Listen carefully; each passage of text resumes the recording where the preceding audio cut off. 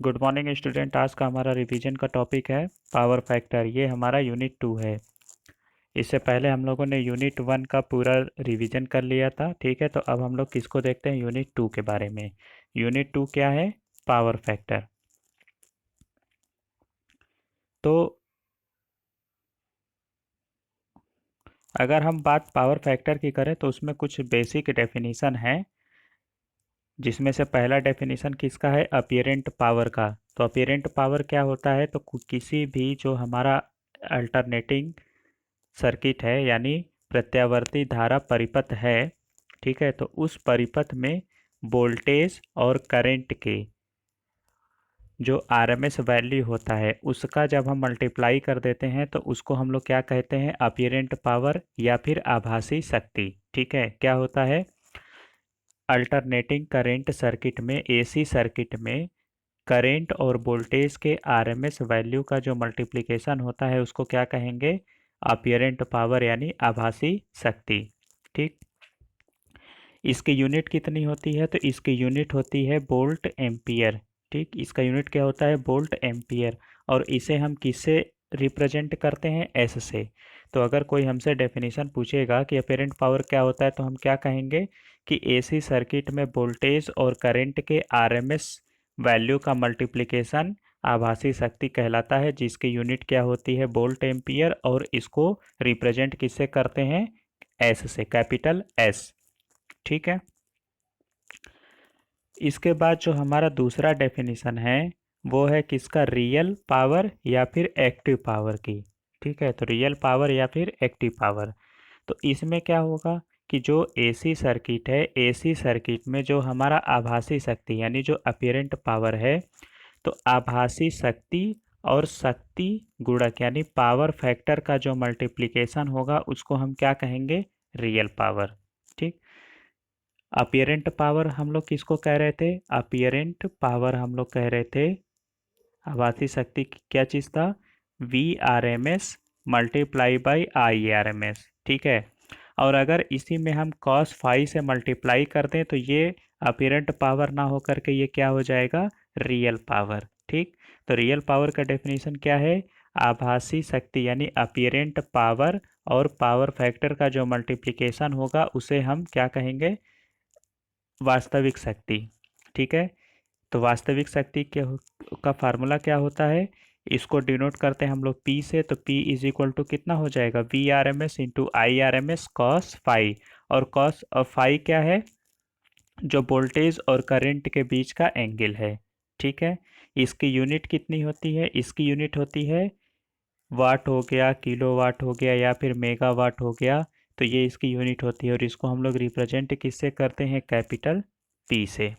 ठीक, तो apparent power क्या होता है? वोल्टेज अल्टर मतलब एसी सर्किट में वोल्टेज और करंट के आरएमएस वैल्यू का मल्टीप्लिकेशन क्या कहलाएगा? आभासी शक्ति। और एक्टिव पावर या फिर रियल पावर क्या होता है कि एसी सर्किट में अपीरेंट पावर और उसका जो पावर फैक्टर होता है उसके मल्टीप्लिकेशन को हम लोग क्या कहेंगे? रियल पावर या फिर एक्टिव पावर। ठीक, अपीरेंट पावर की जो यूनिट होती है वो क्या होती है? Volt ampere. ठीक, या फिर किलो वोल्ट एम्पियर, वीए हो गया, केवीए हो गया, या फिर मेगा वाट मतलब मेगा वोल्ट एम्पियर, एमवीए। ठीक, और रियल पावर की यूनिट क्या होती है? वाट हो गया, किलो वाट हो गया या फिर मेगा वाट हो गया। अपीरेंट पावर को हम लोग रिप्रेजेंट करते हैं कैपिटल एस से, और रियल पावर और जो रियल पावर है उसको रिप्रेजेंट करेंगे किससे? कैपिटल पी से। ठीक है, अब इसके बाद क्या है? Third definition, reactive power. तो जो एसी सर्किट है, एसी सर्किट में जो हमारा अपीरेंट पावर है, अपीरेंट पावर और जो करंट और वोल्टेज के बीच का जो एंगल है उसका साइन, ठीक है, उसका साइन का जो मल्टीप्लिकेशन होगा उसको हम लोग क्या कहेंगे? Reactive power. कहने का मतलब क्या है कि अगर अपीरेंट पावर, ठीक है, अपीरेंट पावर मल्टीप्लाई बाई किससे करेंगे? साइन ऑफ एंगल किसके बीच का? वोल्टेज और करंट के बीच का, तो उसको हमने फाई मान लिया। ठीक है, तो V I sine phi apparent power क्या हो गया? V R M S into I R M S represent किया, तो कितना हो गया? V I. और मल्टीप्लाई बाई कितना, साइन फाई। ठीक है, और इसको हम लोग रिप्रेजेंट किससे करते हैं, क्यू से। ठीक है, तो अपीरेंट पावर क्या होता है, सॉरी रिएक्टिव पावर क्या होता है, तो अल्टरने एसी सर्किट में जो अपीरेंट पावर है, अपीरेंट पावर और करंट और वोल्टेज के फेज एंगल का साइन का मल्टीप्लिकेशन क्या कहलाएगा, रिएक्टिव पावर। इसका जो यूनिट होता है वो क्या होता है, VAR या KVAR या फिर MVAR, और इसको डिनोट किससे करते हैं, कैपिटल क्यू से। ठीक,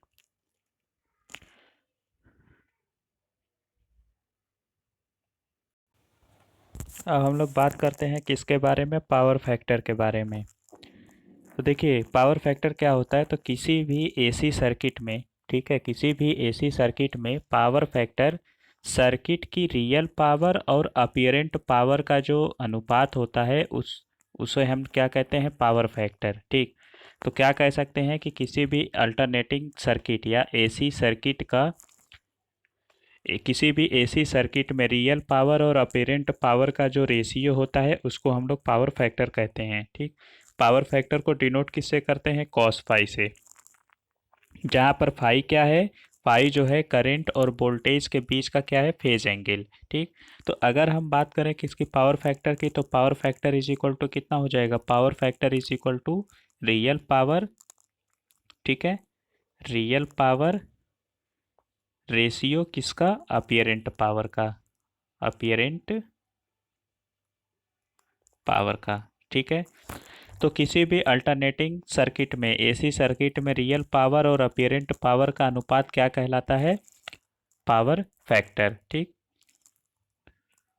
तो देखिए वास्तविक शक्ति है, वास्तविक शक्ति को हम लोग किसे डिनोट करते हैं, पी से, और आभासी शक्ति क्या होता है, अपीरेंट पावर, VI। ठीक है, तो cos phi is equal to क्या हो जाएगा हमारा, P अपॉन VI, और P इज इक्वल टू क्या हो जाएगा, VI कॉस फाई।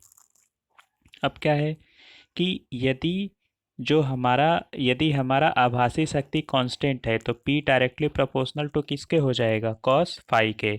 ठीक है, तो पावर फैक्टर का मान जो परिपथ के गुणों पर निर्भर करता है। ठीक, एक नोट है, नोट क्या है कि प्योर रजिस्टिव सर्किट के लिए पावर फैक्टर का मान इकाई होता है। ठीक है, जो हमारा प्योर रजिस्टिव सर्किट होगा तो उसमें पावर फैक्टर का मान क्या होगा, 1 होगा। क्यों, क्योंकि अगर बात करते हैं हम रजिस्टिव सर्किट में, तो रजिस्टिव सर्किट में वोल्टेज और करंट के बीच का जो फेज एंगल होता है वो कितना होता है, 0 डिग्री। ठीक है, और इंडक्टिव और कैपेसिटिव सर्किट के लिए पावर फैक्टर का मान क्या होता है, 0 होता है। क्यों, क्योंकि इनके बीच का वोल्टेज और करंट के बीच का जो फेज एंगल होता है वो कितना होता है, 90 डिग्री। तो कॉस 90 कितना हो जाएगा, 0। ठीक, और अगर हम बात करें किसकी, कुछ जो डेफिनेशन होते हैं बेसिक पावर फैक्टर के, तो और क्या क्या डेफिनेशन हो सकते हैं, तो जिसमें से पहला क्या है कि जो पावर फैक्टर है वो वेक्टर वोल्टेज, मतलब जो वोल्टेज वेक्टर है और जो करंट वेक्टर है, तो उनके बीच का क्या होता है, उनके बीच के एंगल का कोसाइन क्या कहलाएगा, पावर फैक्टर। क्या मतलब है इसका, कि जो वोल्टेज, जो हमारा पावर फैक्टर है, ठीक है, जो हमारा कॉस फाई है, तो जैसे वोल्टेज, ठीक है, वोल्टेज वेक्टर और करंट वेक्टर के बीच का जो एंगल है, सपोज फाई, इसका जो कोसाइन होगा उसको हम लोग क्या कहेंगे, पावर फैक्टर। और अगर हम डेफिनेशन देखें तो क्या हो जाएगा, जो कि अभी हम लोगों ने पढ़ा था कि रियल पावर या एक्टिव पावर और अपीरेंट पावर का जो रेशियो होता है उसको हम लोग क्या चीज़ बोलते हैं, पावर फैक्टर। ठीक है, और अगर तीसरी चीज़ अगर हम बोलें तो पावर फैक्टर सीरीज सर्किट में रजिस्टेंस और इम्पीडेंस का अनुपात होता है। ठीक है, कोई भी अगर हमारा सीरीज सर्किट है, कोई भी अगर हमारा सीरीज सर्किट होगा तो उस सीरीज सर्किट में जो हमारा पावर फैक्टर होगा, पावर रजिस्टेंस और उसका जो इम्पीडेंस होगा, ठीक है, रजिस्टेंस और इम्पीडेंस का जो अनुपात होगा उसको हम क्या कहेंगे, पावर फैक्टर। ठीक, तो ये उसके बेसिक डेफिनेशन थे किसके, पावर फैक्टर के। ठीक, अब हम लोग देखते हैं क्या चीज़, लो पावर फैक्टर, जो कि बहुत ही इम्पोर्टेंट है। लो पावर फैक्टर के क्या कारण हैं, ठीक है। तो अगर हम बात करते हैं इसके कारणों की, तो देखिए सबसे पहला जो हमारा कारण है कि इलेक्ट्रिक सबस्टेशन पर जो हमारे ट्रांसफार्मर प्रयुक्त किए जाते हैं उसमें मैग्नेटाइजिंग करेंट का मान